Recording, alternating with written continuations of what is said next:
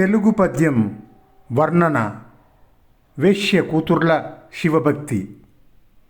దుర్జటి మహాకవి తన శ్రీకాళహస్తి మహాత్మ్యంలో 3వ ఆశ్వాసములో శివభక్తుడైన తిన్నని కథను, భక్త కన్నప్ప కథను చెప్పిన తర్వాత 4వ ఆశ్వాసములో మధురా నగరిలోని వేశ్య వీధిలో పేరు పొందిన మాణిక్యవల్లి అనే వేశ్యకు పుట్టిన 2 శివభక్తురాళ్ళ కథను చెప్పాడు. మాణిక్యవల్లి కూతుర్లకు పుట్టుక నుండే శివభక్తి అలవడింది.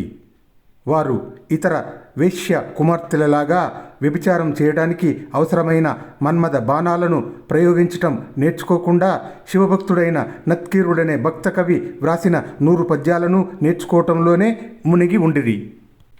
అందువల్ల మాణిక్యవల్లి తన 2 కూతుర్లకు ఒకనాడు ఈ విధంగా వ్యభిచారం చేయటాన్ని ఉపదేశించింది. రసికులు మీ గానరసము ఆనవచ్చిరి, పాడరే మీ శివభక్తి పాడుగాను.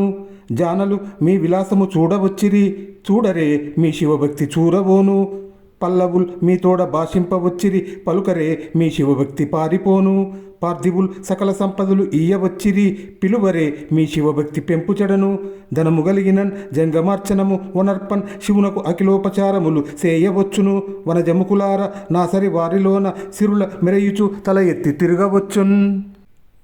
పద్యభావము. మాణిక్యవల్లి తన 2 కూతురులతో ఇలా అంటున్నది వ్యభిచారం చేయటాన్ని ప్రోత్సహిస్తూ. నా బిడ్డల్లారా, పద్మముకుల్లారా, సరసులు మీ సంగీత రసాన్ని ఆస్వాదింపవచ్చారు. మీ శివభక్తి పాడుగాను. రసజ్ఞులు మీ చక్కదనాన్ని చూడవచ్చారు. మీ శివభక్తిని ఎత్తుకపోను. విటులు మీతో మాట్లాడవచ్చారు. మీ శివభక్తి పారిపోను. రాజులు మీకు సకల సంపదలు ఇయ్యవచ్చారు. మీ శివభక్తి నాశనం కాను. ఓ నా బిడ్డల్లారా, డబ్బుంటే జంగమ అర్చనము, శివునకు షోడశ ఉపచారాలు చేయవచ్చును. మీరు ఆ డబ్బు కోసం వ్యభిచారం చేస్తూ వేశ్యావృత్తిలో ఉంటే నేను సకల సంపదలు కలిగి ఉంటాను.